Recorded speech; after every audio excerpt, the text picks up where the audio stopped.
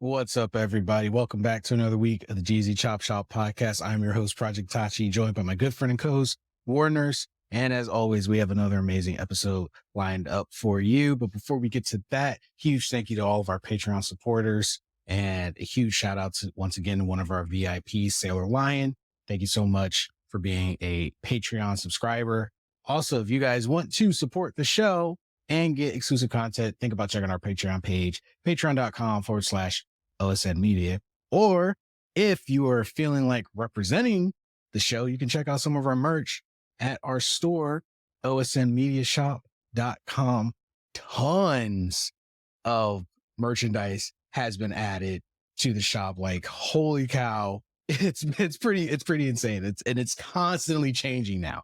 Like, you guys need to go and grab some of that stuff before it's gone. I promise you, there's something for everyone. You will not be disappointed. In fact, we just started adding some canvas prints, anime-inspired canvas prints. So if that sounds like something you're interested in, go check it out, osnmediashop.com. Go grab yourself some amazing merchandise. Now, picking up where we left off last week, we actually got a little segued, but it's perfect because there's something else I want to talk about in regards to Sony, the PlayStation, and a project they're working on, and it's Project Q. So for those who don't know, Sony a couple weeks ago announced that they are getting back into the handheld market, kind of. They're not on the same level as the Nintendo Switch and the Game Boy era, and they're not releasing a Vita. What they're basically releasing is what I would call a companion to the PS5, which is basically a handheld, codenamed Project Q right now. It is a handheld streaming device that is basically going to be a companion to your PS5. As far as I know, you can't download games directly to it, which is why I say it's not going to be a Vita where you could go out to the store, buy games for it. We've all pretty much agreed we're getting out of the era of physical copy games and we're entering the digital era. And it seems like what they're going for is more of a convenience handheld than actually trying to shoulder back into the market that Nintendo pretty much owns. Nintendo pretty much owns the handheld market. But Sony is just saying, we just want a small slither of the pie because people did love the Vita. And what a lot of people learned years later is the Vita was actually more advanced in terms of specs than the Switch. Technologically speaking, the Vita is more advanced. But Sony poorly handled it, which is why it pretty much died. It had so much potential. And I know at least in the Japan market, the Vita was doing really, really well because they were getting tons and tons of games. But it seems like, I don't know, maybe the US didn't want to pay for a lot of those imports. So we weren't getting like half the games that were actually available on the Vita. So we missed out on that. So of course, for the Western audience, the Vita pretty much just died. And I think Sony just doesn't want a repeat of that. So they've created their version of what I want to say is the Steam Deck, because the Steam Deck operates pretty much the same way. You got games on your PC, you use your Steam Deck to remotely play those games. And sorry, are you okay? Right. I'm so sorry. I turned my volume down because I had to sneeze and I'm really sore and my stomach contracted. It was so hard trying to keep it going because of the facial expressions you were making. I was trying to like just be a man, you know, and I couldn't. It's so painful. I had to turn the volume down.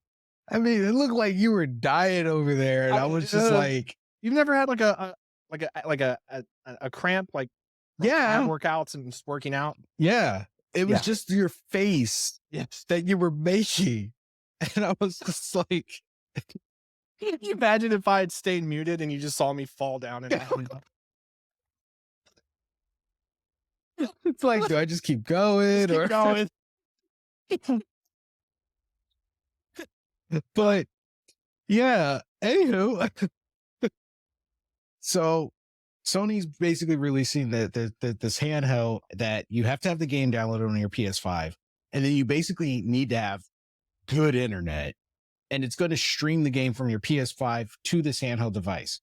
Now, I'm sure some people are thinking, well, that's pointless. That's stupid. I think they're basing it off of how many purchases of Backbone. I don't know if you know what the Backbone is.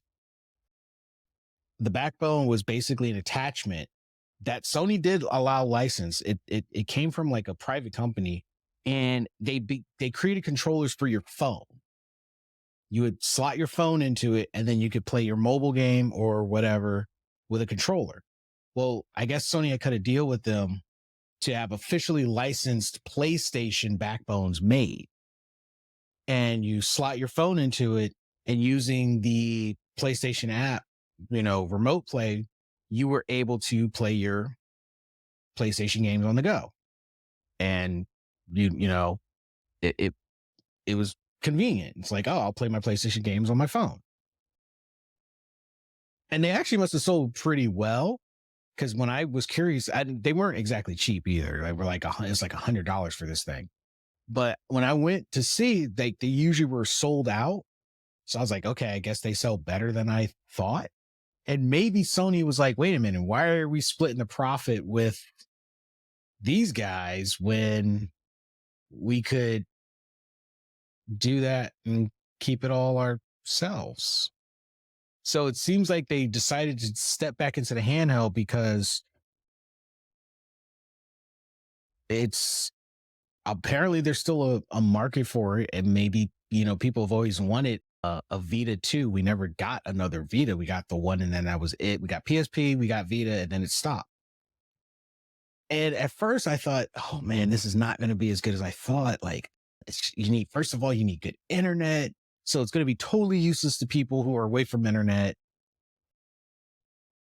And, when am I ever going to use this thing? But then I thought about it, and I said, wait a minute, hold on. That's actually not bad. Because even at home, I can think of a legitimate reason to have one. There's so many times I want to play my PlayStation, but I don't want to go downstairs. And I don't want to stay downstairs. Like, I want to be in the comfort of my room, laid up in my bed, and be able to just play my PlayStation. And this will allow me to do that. Or if I want to sit on my back porch but play my PlayStation, I can do that. Or if I go to hang out with my friends, and, there's like a lull in the day and they've got internet, I can use their internet to play my PlayStation. Or in a way, you can kind of bring back the feel of LAN parties with this without actually having to have a LAN party. Like, you get together with like think about it. You and I, we could be hanging out, and I come to hang out with you, and you're like, hey dude, let's play, Call of Duty, but we want to play online. And I bring my Project Q over, connect to your internet to connect to my PlayStation on the other coast to access my Call of Duty so that we can still play online, but be hanging out. Like, it has its purposes. It has some decent uses to it that I think they've figured out. And I didn't realize until after they announced it, like, how useful it actually could be. So I got to say, I'm kind of interested in it. I probably will get one just for convenience purposes alone. But like, what are your thoughts on it? Like, where do you think they were aiming when they came out with the Project Q? It sounds to me that, because this is the first time I'm hearing about this one. I'm always getting the Sony updates from you. It sounds like they're learning from their mistakes. At least maybe their mistakes in the area, the markets where the Vita failed, Mm-hmm. more particularly the US market, and they're just capitalizing on those mistakes and coming back with something even better. And I mean that's kind of the cornerstone of every, I guess, successful, whether it's a console idea, business, marketing, whatever. is coming back and building on something that didn't work out the way you thought it would the first time. And every year, consoles and Game Boys, handheld devices, growing up, those were things that came out every few years. Mhm. And now we're getting a new version or a subtype or a new thing not like every 6 months to a year, we're getting something else that's being developed. And I think it's really awesome that we have these companies, whether it's Sony, whoever, that are not, willing and able to put out so many different options for us. And is there going to be any VR to this? Like, is it going to be like a VR compatible thing I too? don't I don't see it being a VR compatible thing, being that it's meant to be able to be used on the go. VR would defeat the purpose, I think. It seems like they're trying to create, because at some point there's going to be internet everywhere. Like I know So a lot of people are, is it going to be like the Switch of PlayStation? Is that what it's they're going kind to of going for? be, yeah, But they're trying not to make it obvious? Like what? Because I'm it, still a little confusion there. Like, a little bit more about this than I so, do. so Switch with the Switch is the console. Right. You can dock it, and then you got your home console, and then you can take it and you got your entire console with you. It seems like PlayStation wants to do that in their own way. So they're basically just saying, hey, instead of using your phone and killing your phone battery, and you can't take your PlayStation everywhere with you, why not just have a device that lets you stream your library to wherever you are on the go? So basically, I don't know if you've ever used it. Well, you just got yourself a PS5. If you ever get the chance, download the PlayStation Remote Play on your computer and try it. It's actually convenient because I've played my PlayStation through my computer. It's basically the same thing, but they've created a handheld device for it, exclusively for that purpose. Does the what's it called, the PlayStation It's where just where called Project Q right now. no, when you share when you share the game to your computer, Oh, PlayStation Remote Play. does it look just as good? I mean, certainly it's a little. It's it's it's it's it looks good. Like before in the PS3 era, it was near impossible. Like the internet could never handle it.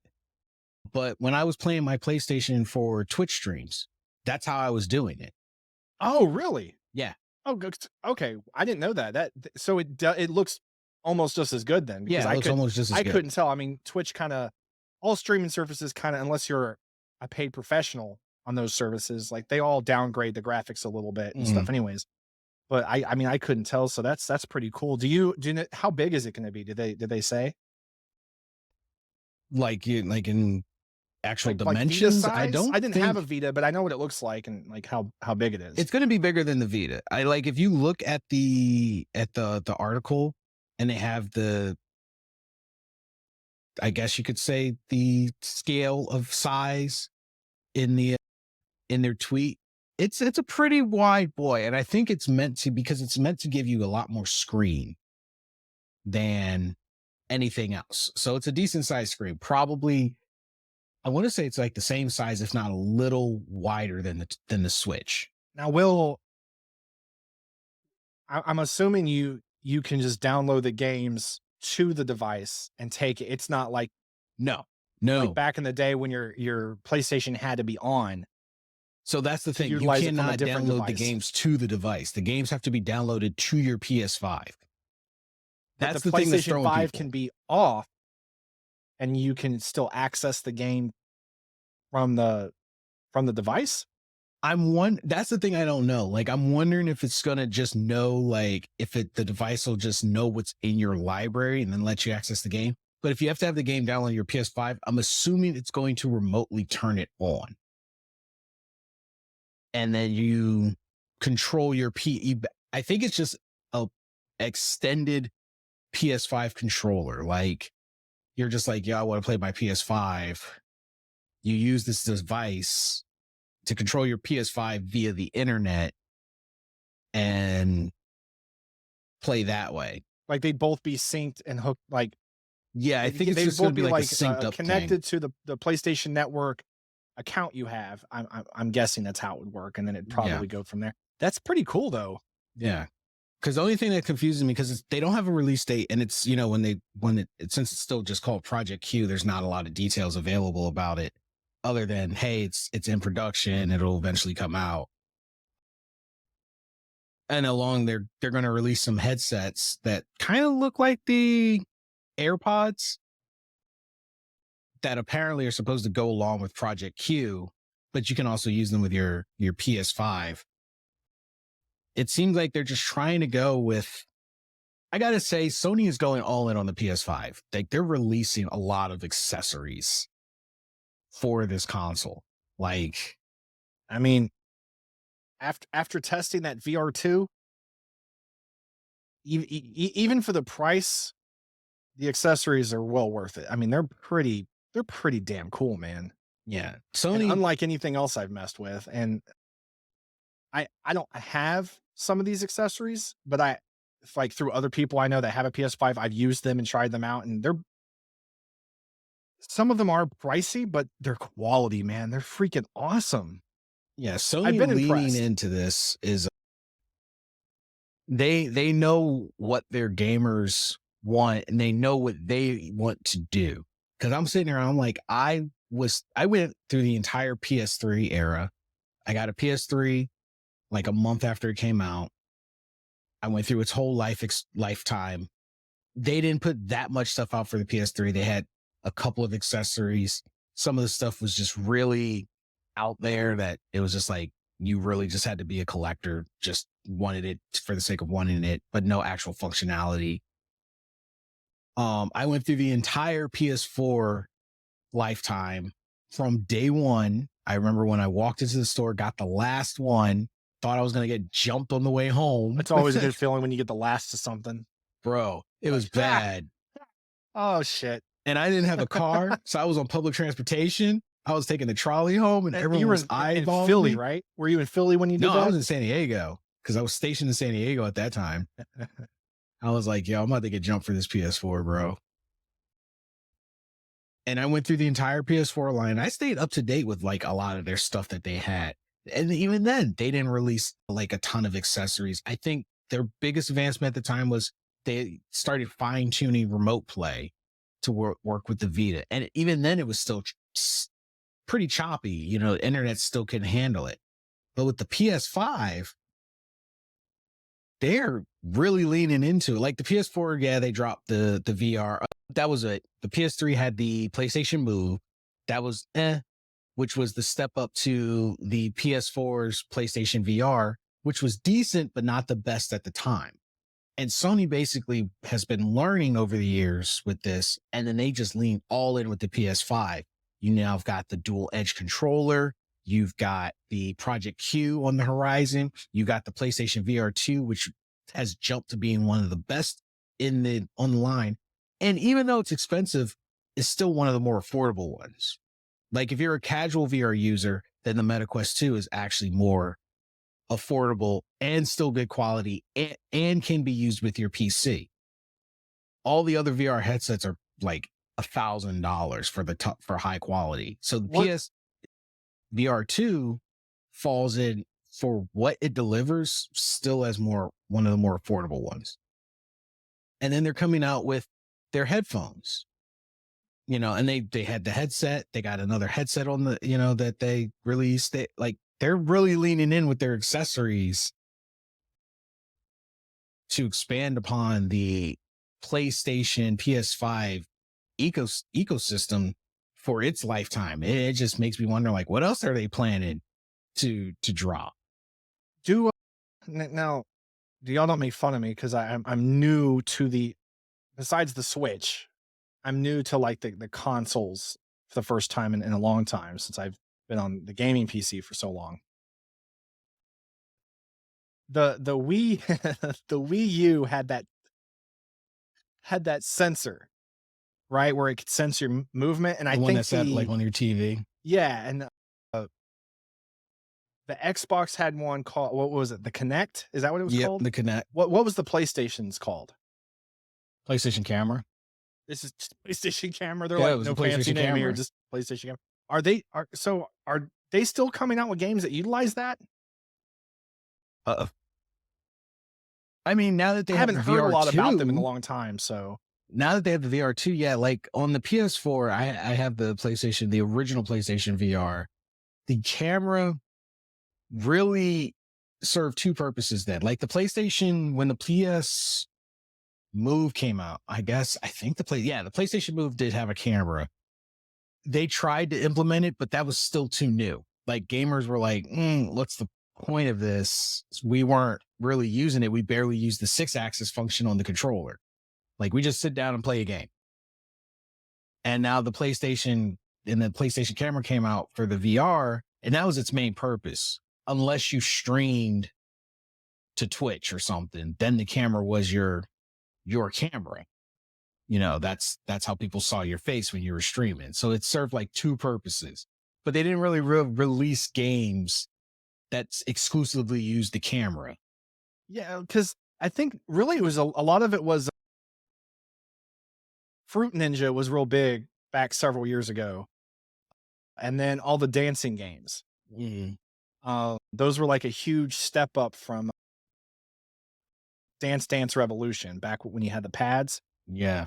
So I think that's what a lot of those sensors were really just kind of used for games like that. And then, like the on console or like family games, like bowling and stuff. So I was just curious, like if those were still things that like PlayStation was still using. Now, I 'Cause think the I camera hadn't now really heard about exclusive, them. like it's still like a dual purpose. Like I think you could use if the with the VR2 if you're streaming, you can use it as your webcam for your live streams, But no but it's games are mainly for really like VR. utilizing them like they were back even a few years ago. Oh, and in the PS4 era, I don't have one now, so I don't know until I get one. But you could command your PlayStation with voice command. And I know for the PS4 you could do that. You hit L2 and you could tell your PlayStation to open certain games or do certain things. That was a feature I even forgot about because it really was like, why do I need to tell it to open a game if it's literally like right there? Like I didn't really use the voice feature that much because you have your controller in your hand. I think that was for more like if you're using your PlayStation for like media stuff, then it's more convenient. You could tell like open up my Crunchyroll app and So those sensors for games kind of serve their purpose for a small period of time, but ultimately VR is kind of just taking VR is really its focus. Yeah. because I imagine we're going to be at a point like for people that do like the dancing games and I guess the motion active games, Are VR there is still ultimately dancing games though? Like, do they even make them anymore the outside of last main the, arcade places like Dave and Buster's? the last well I, the last I, it was it called Dance Dance? Was that Dude, that was the so sensor? long ago. Yeah, I mean that was like several years ago, but I think that was on the Xbox or something. Yeah, those games like where you had to like buy like you got a whole kit like even Guitar Hero doesn't. No, you can't buy. I mean, if you want a Guitar Hero now, you'd have to buy the original console specifically for that, which I think's bullshit, by the way. Like, honestly, that entire genre can make a major comeback if they capitalized off of what you can like you can go to a store now, like you can go to Target or Best Buy or whatever, and you can buy basically like an Atari or Sega, and it comes with like, 100 games like built in, and then you guys can it's like a little mini, you know what I'm talking about? And you can just hook it up to TV and you can just play all these games with each other, right? They could do that same thing with some of those old, like more old school, what would now be like you'd see them in arcades, like Guitar Hero, and then what was the other ones? Rock Band? Rock Band, yeah, Rock Band. God damn, it's been a long time. But because I remember we played that back in the Navy, but I mean, hell, that was that was a long time ago. But I feel like those would sell, like if they made like just for that, and you just hook it up to your TV, and it was just that one game.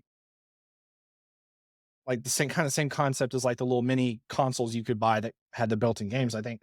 And I always say this because this is I already know everyone's gonna make fun of me. I don't care.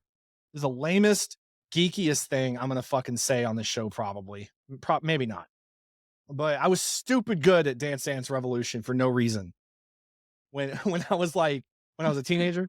Like because I owned the pads. Like I eventually bought the pads and I was like, this is pretty dope. And like, Yeah. like we'd have parties sometimes and we would just, fuck around. It was fun.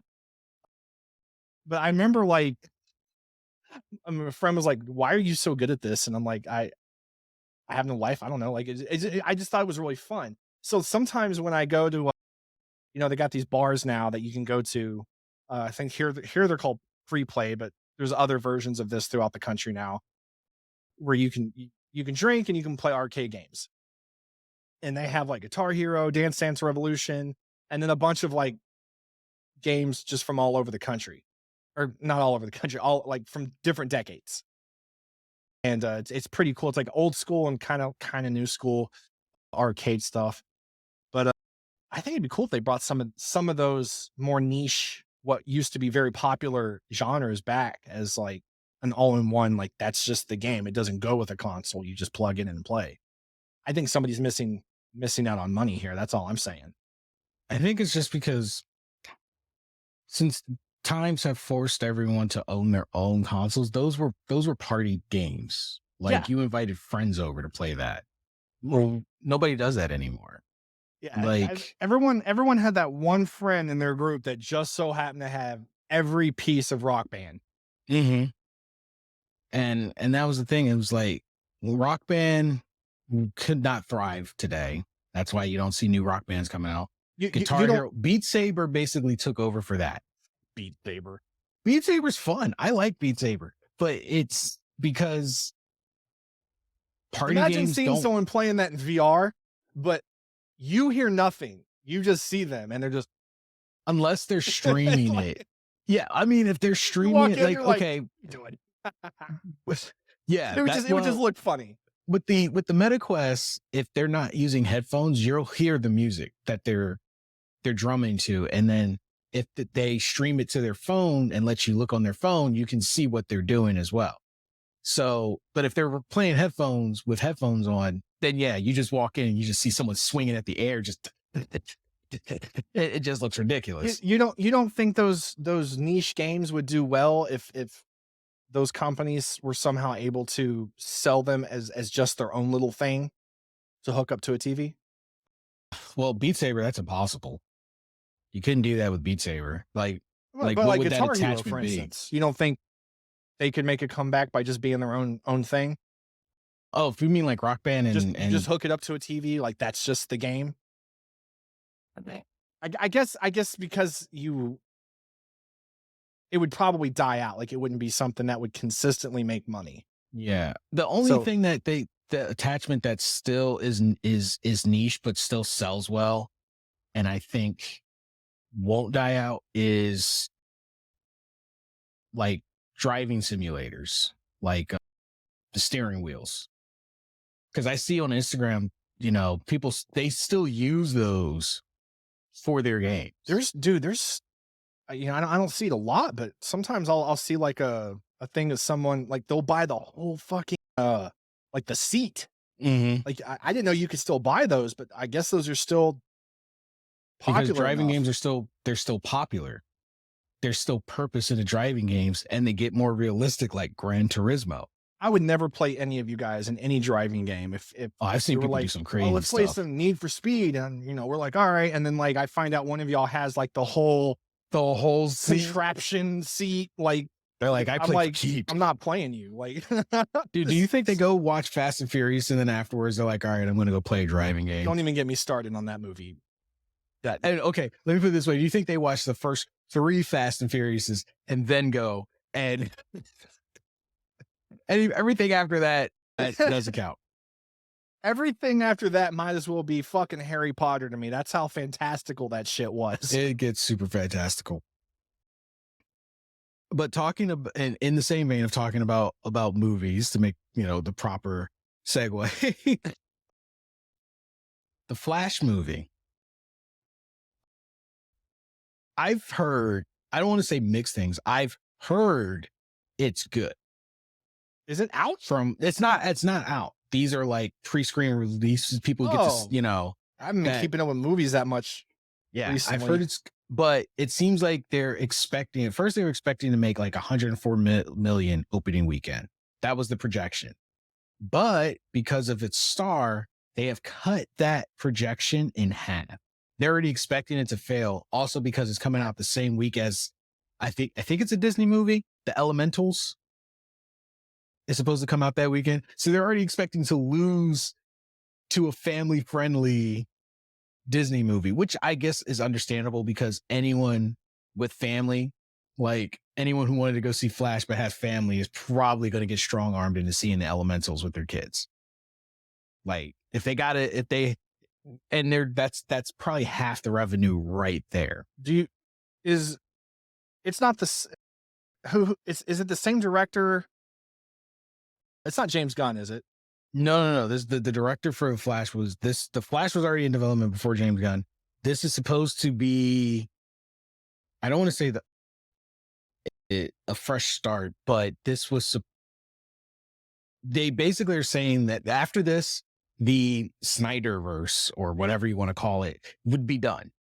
Everything would be done. I don't understand why they even did it, considering the issues with that particular actor and the fact they're restarting and all the problems DC continues to have, regardless of how many times they tried different shit. And you basically just listed the other reasons why they're expecting the profit to be less than half. Then why even make the fucking movie? Because the movie was already far into development. It was pretty much done. And they were already getting heat for canceling they already canceled a lot of stuff we never saw. Didn't they cancel the Batgirl movie? Yeah, was already finished. They canceled finished that movie and still canceled it, but they already were pushing promotionals for the Flash. Like it was already out there. And the Hollywood industry doesn't operate like the gaming industry, where gaming industry will give you a game, they'll give you a trailer, they'll give you a release date. And then we're like, all right, where's the game? And they're like, oh yeah, we canceled it. With no problem. They're just like, yeah, we just canceled it. Yeah, even though they promoted it. They really do. Yeah. They're just like, if they push the game back a couple times, you're still going to get it, but most likely it won't be finished still. That seems to just be a trend in gaming. Mm-hmm. What was it, like Tiberium, I think, was a game years ago. Yeah. I forgot all about that shit. It was on the cover of Game Pro and everything. This is going to be it. And then they were like, yeah, we canceled it. Like, what? Yes, they either, if they push it back a few times, it's going to come out eventually. And then it'll take about 3 or 4 years after release for everyone to go, oh, they fixed it. And now it's the game it was supposed to be on release. Mm. If they don't do that, they'll blindside you with a fucking cancellation for a game that they highly anticipated and everyone was really excited for. But yeah, Hollywood, they're like dead set on like making something back. Yep. And they didn't promote the Batgirl movie as much as they promoted the Flash movie. I don't remember any promotions for Batgirl. Exactly. So it was easier to cancel even though it was finished filming. With the Flash, they were leaning onto it heavy because Ezra Miller's he's a household name. People know him. They know him for the wrong reasons, but they know him. And his antics are a reason because a lot of people they're not going to support because of what he did. Now, I could argue, separate, the artist from the art, because let's be completely honest, if everyone followed that guideline, I'm not going to support person A, they're a shitty person, even though they put out great art. Half of the stuff we're into, we would be a very dead society because a lot of artists are off their rocker. And that's why we find their art and their skills so fascinating because they, and I'm not condoning anything. I don't want people to take it out of context, but it's because some of them are willing to go into places we're not willing to go, that we find, their skill set so amazing. Because I hate to say it, Ezra Miller as a person, I think he definitely needs help. I think it's great he's seeking that help. But I got to admit, his quirkiness as Flash was kind of endearing to me. It's like he knew, like, hey, I'm the young kid in this group of established superheroes that's got to, somewhat carry my weight. So I didn't mind him as Flash, separating actor from the role. But people are holding Ezra Miller's behavior against the movie overall, not realizing it doesn't just hurt Ezra Miller. If anything, it hurts everyone else more than it hurts him by not watching the movie. You're hurting all the staff that worked on it behind the scenes. You're hurting them. I'm all for. I'm very, I guess, pro separating the art from the artist. I mean, regardless of public pushback and what people say out loud, if people really weren't able to separate the two and they actually did think that it mattered that they were associated, Subway's still around. People still listen to R. Kelly. Yep. Who knows with Michael Jackson, but I'm not going to deny the fact that his music is he still amazing. Holds the title to this day, the King of Pop. Yeah. So regardless of what is true or not true there, like I personally do not give a shit. And I mean, like, in terms of Michael Jackson, because the music listen to the lyrics of his song. So I think we should separate the two. That does not mean that if people, do the things they do and they do terrible things that they obviously they should be held accountable, etc. But I think we can all agree, like you said, like most artists, musicians, people who paint, people who are amazing actors, whatever the art is, so many of them do have serious problems. And a lot of them have turned out to be horrible people. Mm-hmm. But they also, a lot of times, created some of the most amazing things. Yeah. Yeah.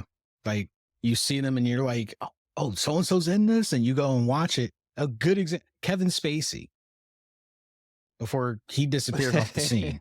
Man was a fucking phenomenal actor. Killed every role he took. But, held accountable? Absolutely. But then you're like, oh, nothing with Kevin Spacey and blah, blah, blah. But okay, but he killed those roles. You can't deny he was not a phenomenal actor. And I think, and I'm not saying Ezra Miller's a phenomenal actor, but he plays into the roles he's given. He played the Flash very well. And I'm not a huge DC fan. The only stuff in DC I've ever really been into was the Teen Titans. And not, that Teen Titan Go, y'all can piss off with that shit. Okay. But just the Teen Titans for what they are supposed to be. And I actually really like this show. It could have been a lot better, but I like the show I got, and I was really upset when they canceled it, because I did like a lot of the actors that played those roles, and Doom Patrol was not as popular, but I thought it was fucking hilarious. I don't know if you ever watched Doom Patrol on HBO. I got like halfway through the first season. Funny, man. Brendan Fraser, man. I would have never thought Brendan Fraser would have played a role like that. But, and a lot of people don't know this. Like, there's a lot of love for Brendan Fraser right now. Not to get off on the sidetrack here, but there's a lot of love for him right now. And I'm enjoying that. Like, he deserves all the love. He's a great actor. He's a great guy. And he loves his fans. In the canceled Batgirl movie? Wasn't he supposed to play the villain? I don't know. I heard that from a couple of sources, but they weren't. I don't know how reliable they were. So I don't know. Like, I've heard, I don't know. I don't know. I could have sworn that he was supposed to be the main villain in that one. And everyone was like, yeah, he's finally getting his, what he deserves. Like, he's making that comeback. Well, a lot of people don't know this, but the big comeback for him was actually The Whale. No, it was Doom Patrol. Actually, yeah, because he was doing Doom Patrol for a while. Yes, he's been doing Doom Patrol for the past, I think it came out 4 or 5 years ago, something like that. I think it's because you didn't see his face. A lot of people didn't know. And in episode 1, you definitely did. Like half the season was his face on and off, and then he'd have flashbacks. But for the most part, yeah, he was Robot Man. Mm-hmm. But he killed that role, and he came out of nowhere with that role. Yeah, Brendan Fraser's that was his comeback role. But yeah, they're already expecting Flash to flop because it's going against the Elementals. element, whatever that Disney movie is coming out. So they're like, families are going to go see that. Then you got Ezra Miller himself. Like, not even Michael Keaton can save, the numbers of this movie, despite being a prominent part of it, or at least promoted as a prominent part of the movie. And I think the movie looks good. I think honestly, it has the potential to be the best modern DC movie to date. And it sucks because the other thing that people said is the stakes are not as high anymore because that universe is dead. They already said it's done. So the stakes of whatever happens in this movie, when people already aren't into it like they were because of X reasons, and it's the last one, yeah, I mean, there it is, yeah. And What they're do you like, expect? well, the stakes aren't as high. It doesn't matter what he does unless they somehow incorporate an opening for being that he's a Flash and he can, time travel and create parallel universes, unless they somehow can segue a loose opening into whatever universe James Gunn plans to build, and James Gunn somehow is willing to let that be a thing, which, as far as I am aware, he's like, no, we're starting completely fresh. Then they're like, yeah, there's no stakes to this Flash movie. Ezra Miller's in it, and this Disney movie's releasing. That's already 3 strikes against it before we even see it. What do you think happened? What do you think the difference was between Marvel's success and DC's? Well, I don't want to say complete failure because they've had some good movies. Honestly, timing. I promise you, Marvel started it first and just yeah, because all the Marvel's movie repertoire was also pretty bad before. A lot of people just don't remember, but they used to be all over the place too, here and there, with no connected universe. But DC was spitting out Superman movies and Batman movies, not connected, but we loved it, even when they were campy. And they were semi-consistent in, like, you could expect another Batman movie to be rolling around. And that was the extent of it. When Marvel started to become consistent, when they brought Iron Man in and they brought back a recovering RDJ, and people knew this, like, he was coming off of, alcoholism, and it was perfect because that was Tony Stark. RDJ was the perfect version of Tony Stark in real life. So he could lean into that role. He had been there. So he knew, he became Tony Stark and he leaned into that role. And then once they said, we're going to keep this going, and they started doing that, and they went with consistency where DC didn't even click with them. People might want consistency and an expanded universe and more than just Batman and Superman. That's when they did it, because Marvel pulled the trigger first. If DC had done it first, if like Batman v Superman came out at the time, like a year before Iron Man, and established, we're going to create a cinematic universe, DC probably would be on top because they would have had more of the support that Marvel got. I'm going to say something that I think there's going to be people who disagree with me, but I'll die on this hill. Okay. First of all, I think it's already a little obvious that Marvel is the excitement for Marvel and the next phase and all that. It's dying out. Yeah. It's not to a turning point yet. And maybe we won't get there, but it's noticeable. Like, people, I know it. I can see it in myself. Like, I'm not all that excited. A new one comes out, I'm like, I don't care. If it's not the original, you know what I mean? Like, we don't care about all these extras unless you can do what you did originally.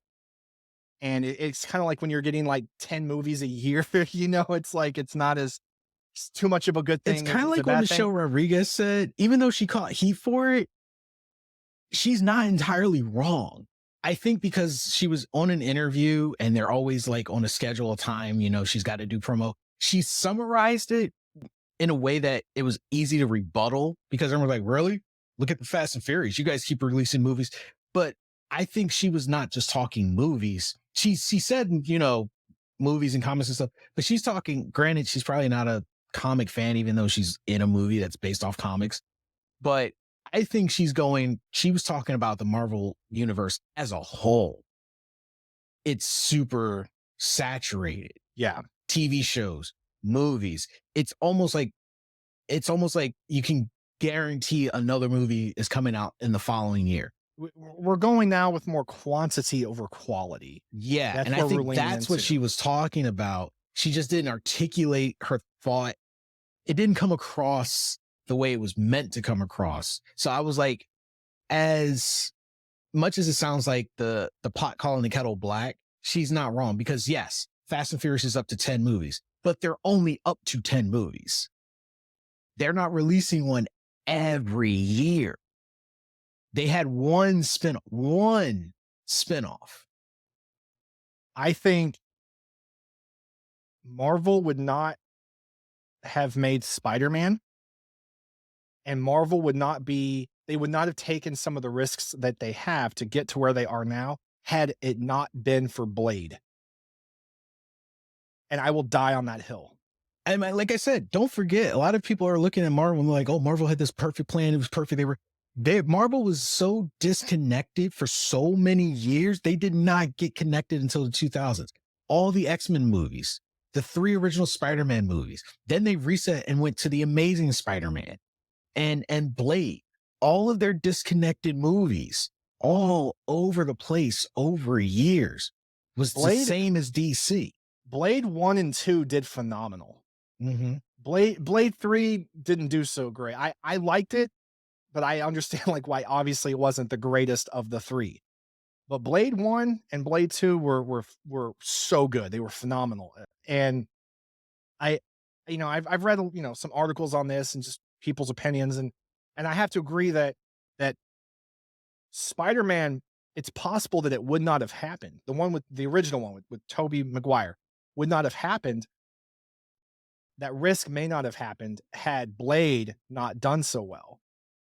Because that wasn't their first Marvel movie, but it was the first one that really made an impact on the industry and on the public. And at the time, Marvel movies were absolutely niche. Like it was, they were far and few between. But the point I'm getting at to this is, they're remaking or rebooting, however they want to label it, Blade. And it's gone through a couple of script changes, a couple different directors. It's run into some issues. If they mess this up, if they don't show that they actually care about remaking Blade true to what we know Blade to be, because Blade wasn't just our generation. Even the current generation now has watched Blade. And I've talked to plenty of people that appreciate it, even people that didn't grow up with that movie. Yeah, I mean, especially the fighting scenes. I mean, the choreography was just insanely awesome. If they mess up this remake on Blade, I really think it's gonna be a tipping point for Marvel downhill. I mean, honestly, I think we're already at the tipping point of downhill. We are. That's what I'm saying. I feel like this is gonna really just further push it over the edge. It'll just start to slide down. Yeah. Who is the actor? I can never remember his name. The one that they slotted for Blade. Marshallah. I can't ever pronounce his name, but it's like Marshallah Ali.